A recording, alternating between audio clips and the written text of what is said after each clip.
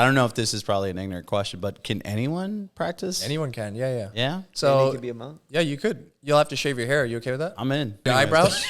Eyebrows? Yeah. So it's beard, eyebrows, and hair. I'm out. Oh, wow. wait, why is that? It's an attachment to like the physical self. So it's like shaving your head, like that's a big deal for some people. Like I can't get rid of my hair. Yeah. Get rid of the attachment to yourself, to your ego. All right, if you're bald already, like what's next? It's like eyebrows. Right. It's like, no, I need my eyebrows. Like, Yeah, how can I tell my emotions? You're gonna die anyways. You guys will you got a Whoopi Goldberg here. I'm gonna have to sit with a Snapchat filter and like really like feel myself out for a while.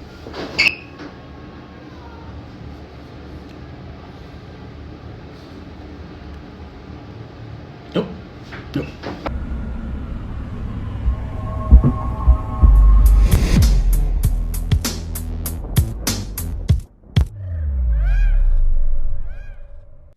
It's come to my attention that a lot of you come here, watch the content, and don't subscribe.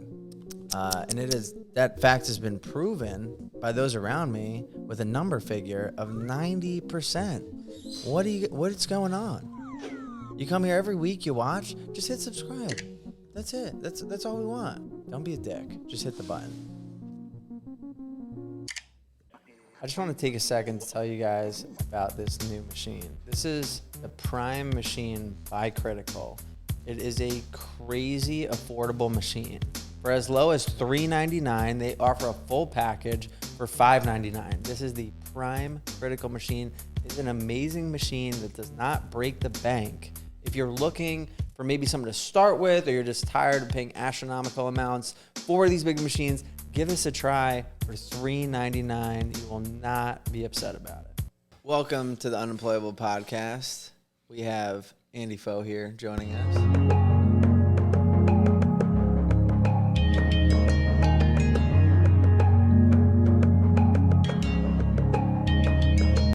And Danny. We're just having a great talk about discipline, something Danny has mastered, right? Yeah. Yeah. No problems at all this morning. Total smooth transition. Yeah, Andy was a bit late. It happens. We all fall off. Yeah, one of the things that we were talking about originally is I would see your videos. They kind of seem like motivation, focusing on foundation, obviously like discipline. How long have you been putting those videos out? It's 2020. Okay. And that's what I enjoy using social media for. So it's like tattoos, motivational stuff. So I feel like if that's the stuff that I like put that stuff back out, kind of like pay it forward. When I first started doing it, I just got a pool built in my house in Las Vegas, and it was like in the wintertime. It was like November, December, and my videos came from like my cold plunges. Okay, yeah. So I would just wake up, and part of my discipline at the time was like, all right, you're going to do a 5-minute, 10-minute cold plunge in 32-degree weather. And I would take my shirt off. I'd say something motivational that I felt was, that I was simmering on, and then I'd just jump in the water. And that was like my thing that I would just do on a regular basis. And then sometimes it would come from like after a run or after a workout.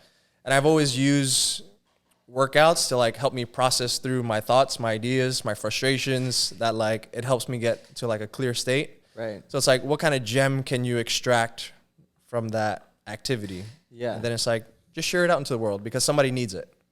So because obviously you had your tattoo channel, and this is where you're posting this stuff on the same Instagram, right? Yeah. Is it more than just Instagram?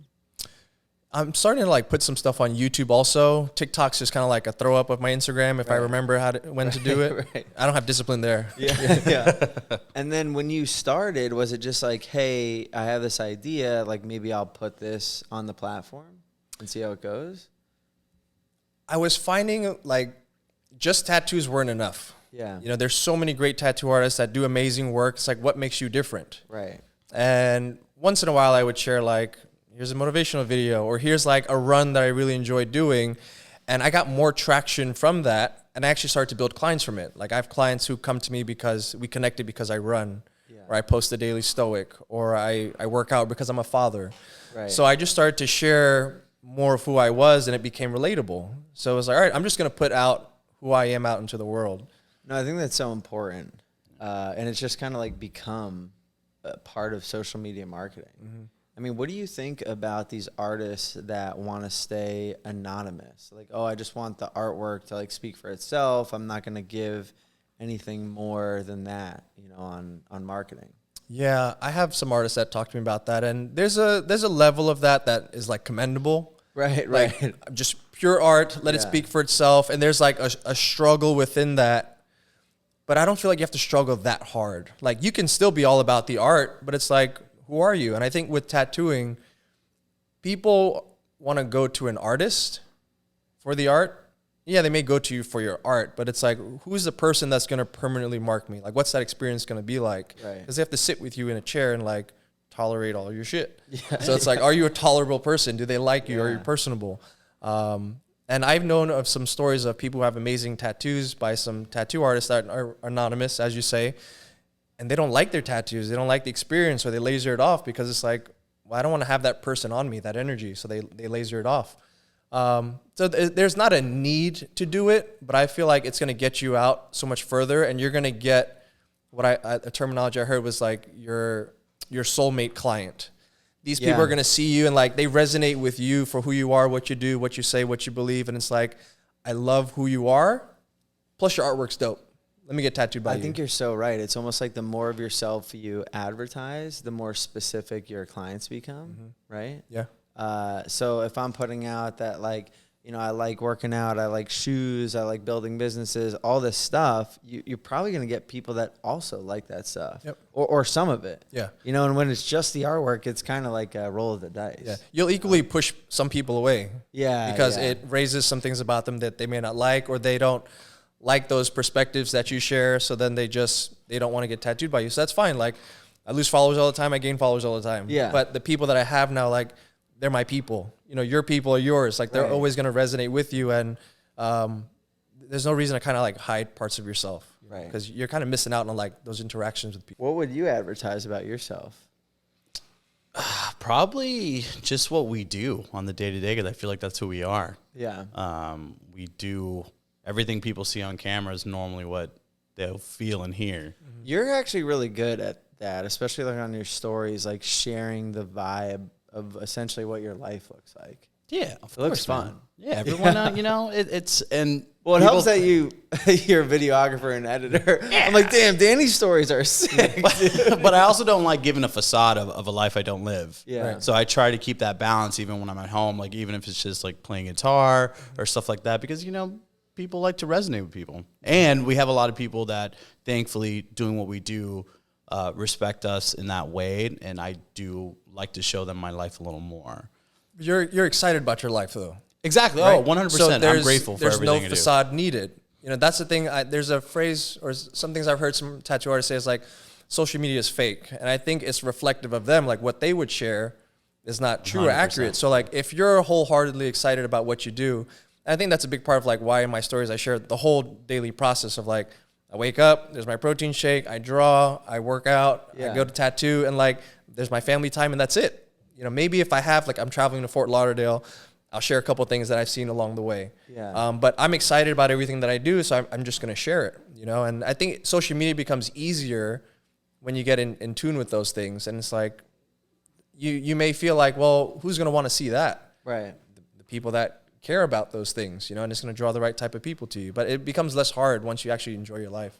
That's interesting. I haven't done that as much, like kind of share my day.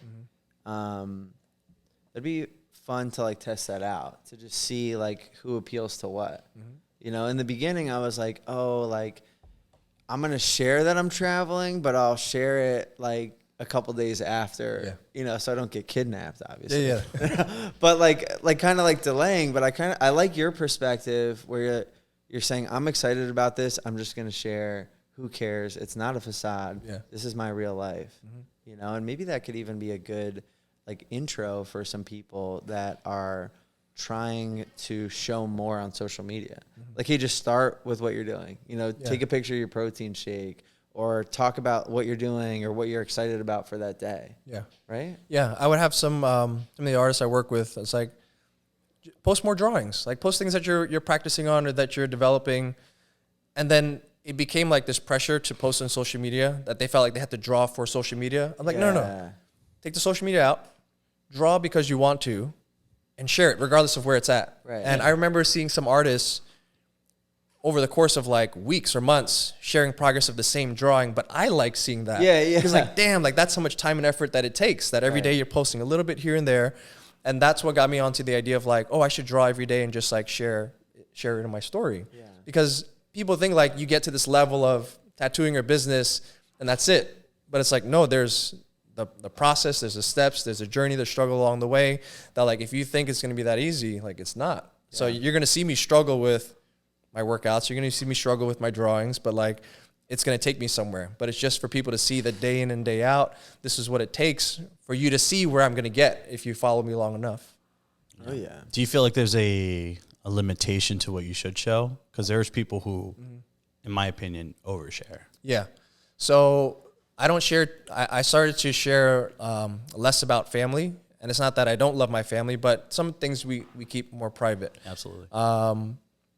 I was going through a phase where I was really working through like my personal shit. And I was like going through a lot of like psychedelics and journaling and meditation. And I wanted to share it because it was really helpful for me, but also I found it really helpful for everyone else going through their shit also. But then at some point it was just kind of like curating like, well, how can you like compact it and make it like enjoyable or like take the gems and the lessons out of it. So you're going to go through these different phases where sometimes it doesn't feel like it's too much, like you need to get it out. But then other times it's like when you kind of look back, like, yeah, maybe these things I could have kind of tapered down on a little bit. But at the end of the day, like that's where you're at that point in your life where it's like, are you excited about it? Is this a big deal for you? Yeah. Just go through and share it, you know? So you said psychedelics. Mm-hmm. You heard that too, Danny? I heard it. What was up with that? Where did that start? I've always been afraid of it. I've always heard, I guess, good things, right? But I was terrified that I was going to be like having a bad trip, stuck in a closet, or kill myself or something. Yeah. I had a client who gifted me a chocolate mushroom bar. And on the back it said like, take 1 to 2 pieces, you know, you may get a little buzzing, eat the whole bar and the walls may start to melt. Okay. I was like, that's what it said on That's what it said on the back. Nice. It was the Alice in Wonderland. Yeah, like I was just going to say. Yeah. It's an FDA approved. Made in Oakland. And I just held on to it. But I had a friend who was like openly talking about it on social media. And I went to go see him and I was like, I kind of like gifted to him in secret. I was like, hey, I think you may like this. Yeah. And he goes, oh, perfect. You know me so well. I was like, you know about this? And he goes, yeah, like, you know. About magic? People use this all the time. You know, they use it for therapy and healing through their trauma. And I'm like, yeah. And people use it for creativity. I was like, creativity? Right, I do that. Like, I want that. But down the line, I was like, oh, I have to work through my trauma to get through my creativity first. So my first couple of doses were like, you know, 5 grams, 7 grams. And I would say I didn't feel anything, but I was expecting that 70 show. Yeah. Colors and everything just like melting and warping, but I didn't get any of that. I thought it was supposed to like just hit you. Well, how did you get to the point where you were like, I'm going to do this? Having somebody that I trust, like already go through like years of trying it. I was like, all right, I trust you with my consciousness. Like, help me explore that a little bit more. But you were looking to produce some change. Yeah. Okay. So the creativity is what struck me because he was like, you're an amazing artist. Like, and I was like, no, I'm a render artist. I just copy photos. And like, I know I want to go beyond that. I want to like start drawing. I had all this judgment around like what looked good, what didn't. Yeah. And it's like, yeah, this can help you work through that. But mushrooms, MDMA, ketamine, it helped me like get through these judgmental emotional blocks that came through my parents of like, what's good, what's not. And after that, I just started to draw a little bit more freer. Then I just started to like share because I was used to sharing finished products. Right. But now I was like, I'm just going to share the whole process. And this is like the journey of being an artist. So then you, from the beginning, were you taking it all the time? No, it was like every 2 to 3 months, I would do a heroic dose. Yeah. Right. Of like 7 grams, 12 grams. And I was looking forward to those sittings. Right. It was in like a room where they were holding space and instruments and sage. And I was like, I felt safe doing it there. So would you just go there for hours? It was like a 6-hour thing. Yeah. Yeah. Like you would go there with your blanket, your hoodie, your journal, and you would just sit there just like ready to go inward. Nice. Yeah. But then afterwards, when I felt comfortable doing it, microdosing came about, but I didn't realize that I was macrodosing. Like microdose is like half a gram or less. I was doing like 3 to 5 grams every day. Right. And that was just I'm going to take an eighth and go to work. that was my mode of operating. And like, I was relaxed. I was calm. There was no judgment in my art. And there was more creativity that was happening. Like I was able to like, my composition was starting to change. And I was really loving the direction that I was going. But like I was telling you earlier, I started to feel dependent on it for my creativity. Right. So I was would like, you take it and then maybe like next day try to do it without taking it? Yeah. And you're noticing a difference. yeah. Then I'm like, oh, I need the mushroom. I was like, oh, so you need mushroom to be an artist? Like you're not an artist anymore. So then I had to force myself to throttle back, to take it less and less. As soon as you noticed that dependence, was that when you're like, oh, I got to change this? Yeah, I wanted to, because I knew that I was using it for anxiety. I knew that I was using it for creativity. And like, if I didn't have it, was I still going to be anxious and not learn how to control that without it? If I had to do a tattoo and like, I realized I ate my last piece of chocolate, like, could I not do the tattoo? Like, that's a shitty way to do it. So I just learned, I was like, I just have to come off of it. And then I realized the same thing with like working out. Working out was a way to like take off stress, anger, anxiety, but it's like, you're just going to go do burpees right now in the middle of an argument? Like, no, like you have to learn to control your thoughts, your emotions, and your words in the middle of it. You know, so I was just observing and catching myself when it was working and then when it wasn't. Yeah. I want to take a few steps back. You said you had a lot of fear going into it. I mean, besides your parents telling you, you know, what's right and what's wrong and drugs are wrong, what was your biggest fear? Did you like deal with anxiety on a day-to-day basis? Did you have some maybe older trauma you were, you know, in fear of unlocking? The fear was more so I was going to like have a bad trip and die. Gotcha. That was like, I didn't want to take psychedelics because of that. I didn't know what I was going to do. I didn't know what was up here. Yeah. But the first sitting I did on MDMA, it was like 4 doses. It was like whatever. They were like, how much do you want to take? I was like, whatever the most is. And I was always going to go deep. So they gave me like a full pill and a half, a nasal dose, another pill, and then another nasal dose. And it was like a whole like long sitting.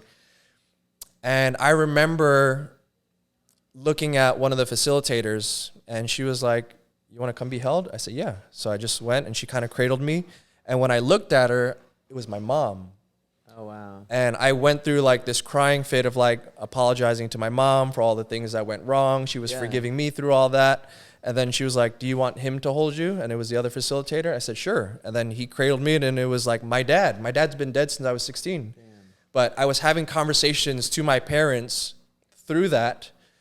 And it was like this is one thing to say you forgive your parents for certain things. It's another thing to like feel it. Yeah. And then once I sat by myself, I went under the blanket, and it was just like being in the dark. And what I saw was like me in this dark room with the light shining on me, just kind of like crying and being upset of just like, you know, all these things of my dad was a super strict disciplinarian. Like if you got bad grades, if you didn't do your homework, if you said something wrong, like go pick a hanger. Like, come out. Yeah. I'm gonna break this on your backpack. I'm gonna hit you across the face.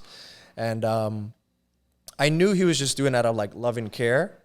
But there was other ways you could have did it. Right. Yeah. You know, but that was the best that he knew. So I held on to that for a very long time. And it was at that sitting, this was like May 2021. Like I forgave him. I forgave my parents for like, they did the best that they could. And once I let that judgment go, it was the first time that like I had a sheet of like 18 by 24 Bristol paper. And prior to the sitting, the ceremony started, I was just kind of drawing what I see in the room. It was very timid drawing. But then after that, it was like a kid possessed. Like I was just deep breathing, grinding my jaws through all the MDMA. And I was just like, just scribbling. And like, it was the first time that I could draw without any judgment. And I would look at it. And prior to, I would judge myself for like, well, what the fuck is that? But I would see all the emotions and all the things. And then after that, I was able to paint more, to draw more, because I stopped caring so much about what the finished product looked like. I still care, but the process to get there was much more freeing. One of the best things that has helped me between then and now is like, I have a daughter, she's 5.5. She loves drawing too. She'll pull me into that space. And like recently, like I shared a video about it. She's like, Papa, can you draw? And like, that's my opportunity to say yes. Yeah. And I'm working on that thing as a parent. I was like, yes, I'll draw with you.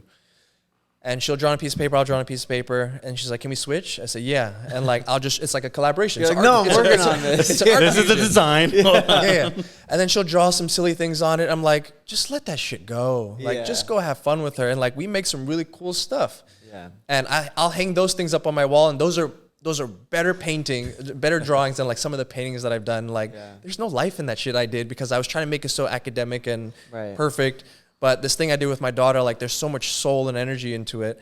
And I find that way when I'm creating compositions for clients. It's like, stop trying to like think about the finished product. Like just let loose, scribble, make it a face, like whatever the thing is. And then like something comes out of that. Yeah. You release your inhibitions, your intuition comes out, and it's like, there's something now from the soul that's emerging. And like, I've been having a lot of fun with that, but it took work to like get there, to stop giving a shit about the process. Right. You know, and enjoying it. And just enjoying it. How does that pitch sound to your client? Do you ever say, oh, instead of giving me an idea, why don't let's sit down and make this ourselves? Everyone's like, I actually do that. Yeah. So there's a few clients, I'm just talking about this now for the first time, but we have a concept of like white shirt and black shirt Andy. So prior to psychedelics, I've always just liked wearing all black. I think that's a tattoo artist thing, like so we don't get any ink on our clothes or whatever the thing is. But when I went through that deep MDMA sitting, I was wearing all black, and I was just taking my sweater off. I was taking my shirt off. I just didn't want to feel like claustrophobic anymore. And once I came out of that hole, everything was just bright white, and I couldn't hear anything. But all I remember was just looking around and people just watching me like just scribble and draw. Yeah. And after that moment, I just wanted to wear like white shirts. Yeah. So white shirt Andy is the realism Andy, like the work that you're used to seeing of like, I take photos together, I make movie sleeves, and like, that's one type of work that people can request. The white shirt Andy, we'll sit together and we'll do some breath work, we'll meditate, and we'll do art therapy together. Yeah. I'll sit there with the client, let them clear their mind. You have a piece of paper, we have the, pens or pencils, and we'll have you just scribble something, look at it, and like a Rorschach test, what do you see? Yeah. And from there, just start adding to it without any judgment, keep moving. And they have a general idea of what they want their sleeve or their tattoo to be, but there's something that comes out related to their tattoo that I'll now start to like pull ideas and shapes. Yeah. And there is a bit of a more lengthier creative process, but they love the finished product so much more. Will you do that with all your clients? No, it's only for some. And every client, they'll go through the consultation process. 2 weeks before their appointment, we'll do a creative call. So we'll FaceTime and we'll start to talk about their ideas. Some clients are very set. It's very easy. And like, I'll black shirt it. I'll just pull some reference photos. I may do some AI stuff. And like, I know pretty much what you want. Some people, they want something a little bit more depthy and they don't know what that is. And it's like, they trust me for the vision. So I have to explain the whole process. And it's like, your tattoo time, your session is going to include some drawing. Yeah. We're going to help pull who you are on the inside and put it on the outside. I've done a couple projects like this, and like it's some of my favorite pieces that I like to do. But we're now getting clients familiar with like, I don't know what your tattoo is going to look like until we sit there and draw, but it's going to be something that represents you. Yeah. You're going to be excited about it, and I'm going to love the process. Are you in? And they're already committed to it. Oh, that's so cool. Yeah. So they'll like come in early. No, same time. Oh, same time. That's part of the day. Okay. Yeah. So they'll sit there. They'll talk to me about their ideas, their stories, and then we'll sit there, some breath work, some meditation, and then we start drawing. That's cool, man. I've like gone overseas looking for tattoo experiences like that. Mm-hmm. And like one of the first places we went was Thailand. Just because I thought that was like the process. Mm-hmm. Like I thought I was going to meet some monk and like, talk to him and he would create a design. Yeah. And I did that and he just like laughed at me and he's like, oh, that's like a Westerner thing. It's not real, And he was so cool and, he's like, but we can do like something like that, and he showed me the different prayers that they have and how they have it like in written form. Yeah. And we picked out different lines together and, created something together. But it's still a collaboration. Yeah, it's still a collaboration. But I've always me personally, searched for something like that just because I think it's cool to create in that way. Not that I do that with my clients or to that extent. Like I'll definitely talk to them and it's more like, this is my representation of your idea. Mm-hmm. But it would be really fun to sit down and go, Like, cause you said you'll even like do breathing or like kind of clear the mind first. Yeah, like clean slate it. Okay, what do we have now? And like move into it. That's cool. Yeah. Do you ever find like clients are coming up to you like, yo, I had a shitty week. Let's do some work together. Give me the pen. Give me the No, I haven't had that happen yet, but I'm open to doing that. You know, but I would have to keep a day open for clients to come in with their shitty moods. Yeah. But no, like they're still planning it, you know, months ahead of time, so that they know like they're gonna come in for like it's more so like a transformative experience. Yeah. The tattoo is just a product of that, but like I always say, there's something more that hurts more than the tattoo. It's whatever's going on in here. Yeah. Like getting tattooed is not normal. But to sit there with them and like, we've had some clients like, so you've seen the space that we do. It's very zen. It's very calm, but it just allows them to kind of just be and release. And we don't have any +1s or any guests within the space because like the +1s are always going to contribute their ideas. Energy. That extra energy is going to stop the client from really being themselves. So just by them being one-on-one, they can kind of like open up and share a little bit more, and they make the decisions that are theirs, and it's a little bit more like freeing for them to get to that place. Yeah. Yeah, I love the space. You got to see it, Danny. It's very like open and. Seen it online. What? You have? Yeah. You got to see the video he showed me. I need to see it. Yeah. I showed you. But speaking of monk, like I used to be a monk too. Yeah. Oh, really? Yeah. So in Southeast Asian culture, when when a family member dies, generally all the males, sometimes the females, like you go to a temple to be a monk, and it's kind of to like, you know, meditate on life and death, remember the person that passed away. So when my father first passed when I was 16, I went for 3 days, and that was kind of like an obligation as like a son to do.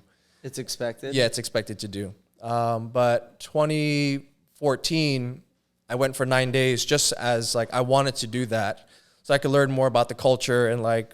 So where did you go? I went to the Bronx. Okay. Yeah. So there's several like Buddhist temples. You know, there's many Buddhist temples throughout the U.S., but that's one that I grew up going to, and I stayed with a monk there who spoke English. I specifically went to that one because he spoke English. Yeah. And I just asked him all the questions of like life and death, karma, why do we light incense, why do we pray, and why do all the Buddhas look different? Why is there a snake around this one? I just wanted to ask all the questions. Sure. So just imagine like a skeptic, you know, sitting down, like drilling the monk for questions. And at some point he's just like, I don't have all the answers. Like, and he would walk into my room at any given time and have all these books and papers laying out. I'm just doing research and like, what about psychics? And what about the Matrix? Have you seen the Matrix? And I'm just asking him all these questions. But I left there with like the understanding of like, all right, all we have is like this present moment. And I had the decision to either stay there and be a monk or become like the best tattoo artist and marry my girlfriend, who's now my wife at the time. And I just left. And since then, I've, you know, on and off been meditating, but it's just been one of like the biggest practice. And now I share that with clients throughout the space. So every morning we do breath work, like as a whole shop, 11 o'clock, we all sit in this circle and we do a little bit of breath work. We do a gratitude share. And that just gets everyone into this quick meditative state so that they can just like drop any nervousness or anxiety. And it turns this painful, nervous experience into something that's calm and relaxing. And just connects everyone. Like you've been in tattoo spaces, maybe here where it's like you're in the same space with all these clients and artists, but like sometimes you don't communicate, or it's like nice tattoo, you know. But here, like everyone is like close. They know each other, you know, because of that little bit of share in the morning. So I just try to share a bit of what has worked for me with everyone else. No, I think it's a great addition to the tattoo experience. And just like we were talking about with social media, like creating those additions, adding those, you know, flavors of personality, I think it just makes the whole experience that much more attractive.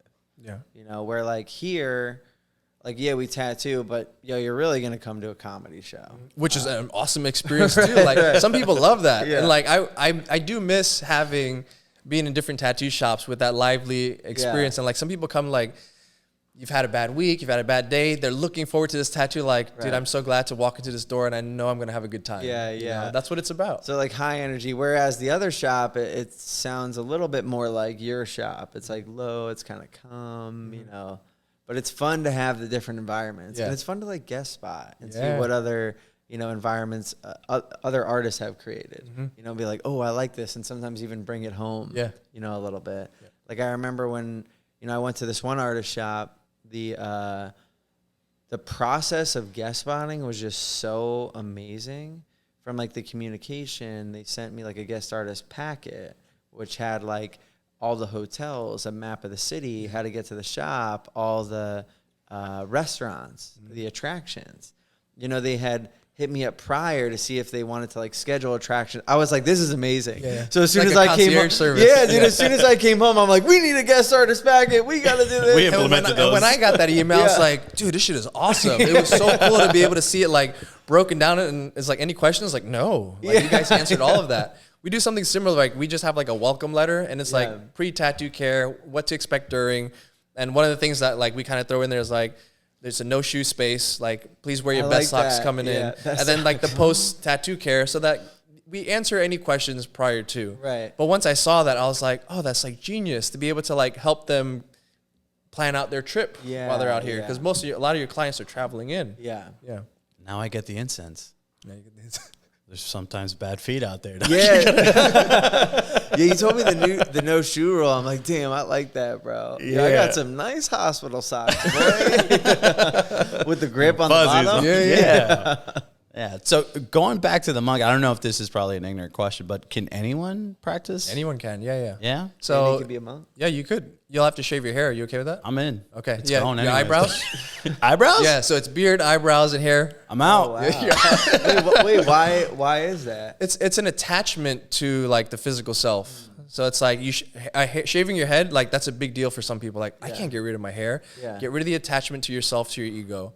All right, if you're bald already, like what's next? It's like eyebrows. Right. It's like, no, I need my eyebrows. Like, Yeah, how can I tell my emotions? You're gonna die anyways. You guys will We got a Whoopi Goldberg here. I'm gonna have to sit with a Snapchat filter and like really like feel myself out for a while and tell my girl I'll be back in 3 weeks. Did you see the picture of the circle? I did not see the circle. It looks nice. May I see the circle? Bro, yeah. Couple of the circle. If we tried to do that with this shop, how do you think it would go? Bro, People be farting and people stuff. can't even sit Indian style for a long time without like starting to stretch. Like, I can't do My this. legs are asleep. Yeah, like, come on, man. I gotta draw. All right. Model Citizen used to be cool before Alex started wearing it. Are you tired of being unattractive to everyone around you? Well, not anymore. With the Model Citizen apparel, you'll be beating them off with a stick. Finally, tattoo clothing that is actual quality, that I can wear around and feel good. For real though, the quality of these clothes is top notch. This is like nothing you've ever seen before with a tattoo company. This isn't some Gildan bullshit. These are quality, hand-picked clothing. They have everything from vintage styles, oversized clothes, modern tees. Go to themodelcitizen.com. Get them before Alex does. Did you have any resistance with that? So I had resistance afterwards. So like, I say like I built my space on Mushroom, right? Like I wanted a space that was calm. The music, some people say like, oh, you listen to psychedelic music. I was like, I don't know that's what it's called, but it's like almost like spa music, if you will. And I just wanted something that was going to allow me to just not have any major distractions. Because I've worked at tattoo shops where everyone's hijacking the speakers. Yeah. You'll play something for like a few songs and someone else will skip it. And it's like, I'm just put my headphones on. And then I just, like, I don't get to connect with my clients.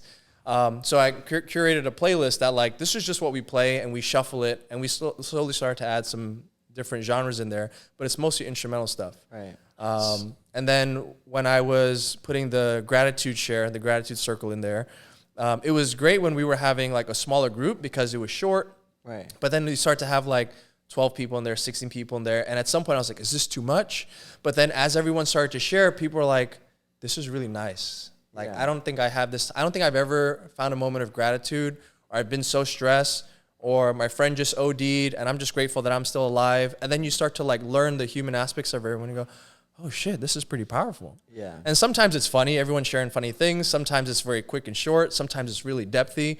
But I start to find like it's this chain reaction. Like the deeper someone else shares, then everyone's in it. And then when we break from the circle and everyone's stenciling and prepping, like people are just mingling and connecting. And we're just like building that human connection that I just haven't seen before. Right. But I go through it where I'm like, is this too much? Should I still do this? Right. But I realize that's when I'm having a shitty day and I don't want to lead the gratitude share. So then I'll ask someone else like, do you mind leading the share today? And they go, sure, I got it. And then when I sit there and I go through my breathing, I'm like, oh, this is why I do this shit. Because I've had shit that I've had to like release and let go. And that's why we just keep it very short. It's like 3 deep breaths. And then it just like forces you to just kind of ground yourself at that moment. That's amazing. So what does a day at the shop typically look like? Like when you're tattooing? Yeah, so we try to get everyone to come at the same time. So clients come in at 10:30. Between 10:30 to 11 is what we call like a settle-in window. So clients may come in late, or they may want to like finish their food or take a shit, or we give them tea, whatever the thing is. It's like you have that time so you don't have to rush. The artists normally get there around 9:30, so we have time to prepare. I normally like paint a little bit before, get ready for my appointment, and then at 11 o'clock, the music changes into like this particular song that cues like, it's time for gratitude share. Nice. Yeah. Everyone I need that comes song. over. Wait, did the clients do it too? The clients do it too, yeah. Oh, nice. So we've got room for 6 artists. There's 5 of us, so sometimes it's 5 artists, 5 clients, and then we have our consultant there. So imagine like 11 people sitting in a circle. Do they know what they're getting into, the clients? They know it through the videos that we have online. And you can tell some people are like, this shit's weird, right? But then like once they get into it, they're like, I was not expecting this, but I actually like it. Yeah. And it sometimes takes 15 to 20 minutes to do that. But then afterwards, everyone just kind of breaks off into their tattoo spaces. And then we work until like 7:30. Nice. We order lunch for our clients. So at 2 o'clock, we all eat at the same time. Yeah. And throughout the day, someone is going around filling up your snack basket, always asking you if you want tea. There's a snack basket? You got snack baskets at every station. What's a snack basket? What heavenly place is this? Beef jerky, Kind bars, gummy bears, coffee candy, waters. Man. And then there's a tea bar in the back. Yeah. And just eat, we want them, you know, like clients, they forget to eat. They're nervous. They're about to pass out. We want you to eat as much of it as possible. And I found like the more you put, the less, like they're not trying to like hoard everything. Right. If you put like 2 things, they're like, I've got to eat all this. Yeah. So we just keep filling it up for them. And it's like, it just keeps their energy up. Does each station have a basket? Each station has a basket. Nice. And then like while you're in there, we've got eye mask in there too. So some clients think the shop's too bright. So then sometimes they just got eye masks and they just kind of lay down. A lot of people are falling asleep. You'll like tattoo and like someone's snoring from the other side. Yeah. And it's great because it's like use numbing stuff. It's like, no, like this is the numbing stuff. Right. Like, yeah, we just give out Xanax. They gotta see real good. Yeah, our snack basket's weird, bro. We got Lay's chips we give out to people. Do you feel like people are like more in tune with themselves and the experience, so they're like off their phones? So that's the other thing too. We ask that you silence your cell phone and stow it away for the day. We put that in the welcome letter. Yeah. So that we have some clients, and for the clients who've been tattooed by me at other places before, there's resistance there. It's like, why do I have to put my phone away? Like, just trust me. I had one client who I was tattooing at, I'm going to say like a regular shop, and he could only sit for like 4 or 5 hours at a time. I was working on his back, and he would always play a movie. He would change the songs. He would just like constantly take breaks. Yeah. He was trying to distract himself from the pain that was happening. And it was his last session. I was like, this dude normally doesn't sit well, but we were finally in this space. Your space. Yeah. And when the consultant told him about the no phone thing, he was like, no, I need to have my phone. I need to have my headphones. I was like, we just need you to trust this process. He goes, well, I don't feel safe. Like, I don't know where I'm at. I was like, you can have your phone near you. I'm just going to ask that you don't use it. Yeah. He sat for 9 hours. Damn. No swelling, no redness, no bleeding. And when he came to, he was like, this is the best experience I've ever had. Wow. And we've had a lot of clients like that. Like, and I remember when I was getting tattooed by my brother, and I would feel the pain, and I would just look because I'm trying to watch and learn how to tattoo. It would swell, it would get puffy, it would bleed a little bit. And then there's times where I would like have a conversation with him. I would get lost in it, and then I'm like, it's not swollen, it's not bleeding. I was like, let me think about this. I was like, yeah, this shit hurts, and then it would start to swell. So there is a physiological response that happens when you say like something is painful. Yeah. You know, your body will send signals. It'll send cues for that. Yeah. So we try to get people to just kind of disconnect with any distractions. So we say, silence your cell phone, stow it away, put the books away. And it just kind of forces them to kind of go inwards. And you're either sitting there communicating with your artists and just like connecting, or you just kind of go in, get deep rest. And some people are just falling asleep. And it's just so much easier to work when they're not swollen, they're not bleeding, and they just sit better. Yeah. Those like natural distractions are the best. Because I've even had it like here, you know, it's like open atmosphere. So everyone's talking to each other and like telling stories and whatever. And when the clients like get involved with that, it's just such a better experience. Because they're telling their part, or they're just laughing, or but it's like a whole group energy that's going around, and everyone's day, I feel like, is just faster. You're fully present in that experience. You're not avoiding any of it. There'll even be times where like it'll be going on for an hour or two, and I'll have gotten an hour or two of the tattoo completed and not really remember like doing a lot of it. You're in flow, zoned out. They're zoned. I always say like they're not like zoning out, like they're zoning in. Yeah. Like, they're just like focused on here, and it's like this is what we signed up for. Right. As the artist, as the client, it's like I'm here for this. But like most clients, they come in, they go, "Fuck, I'm about to get tattooed right now. This is gonna hurt," and like get my headphones ready. I'm gonna get everything ready. And then like they're just like fighting this thing that they signed up for. Right. It's like it doesn't have to be this painful experience. Right. Well, But to submit to that, someone sometimes has to guide you through that. right. You know? And part of that is like, Take your phone away. yeah. And then also like we tell them like, don't cross your legs, stop holding your arms like this. Like just try to relax. Easier said than done. Like open up. Yeah. But when you kind of guide them to like relax as much as possible, they just kind of melt in a little bit, and then they just focus on their breathing because that's all that they can do. Yeah. Music kind of helps them tune in. It just makes my job so much easier. Like I rarely have clients that tap out or ask to stop early. It just makes it easier. I think we're out of time. I think it's time to wrap up. I love this podcast. I'm so calm right now. Danny's sleeping. He's snoring.